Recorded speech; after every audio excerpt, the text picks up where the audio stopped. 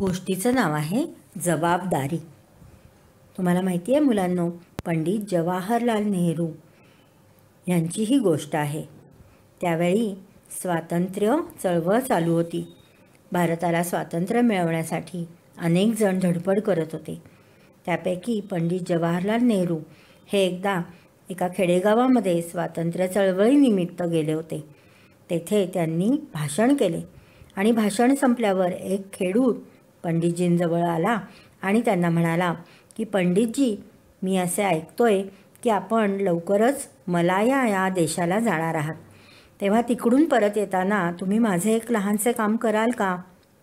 पंडितजी हसून म्हणाले, अवश्य, मला जर ते काम करता येण्याजोगं असेल तर मी ते नक्कीच करीन, सांगा पाहू तुमचं काम।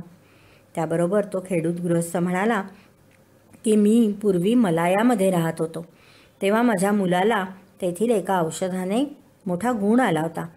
माझा मुलगा आता पुन्हा त्याच आजाराने अगदी ग्रस्त आहे, त्याच रोगाने आजारी आहे, परंतु मलायातील ते औषध मला इथे काही मिळत नाही आहे, तेव्हा कृपा करून तुम्ही ते औषध माझ्यासाठी आणाल का?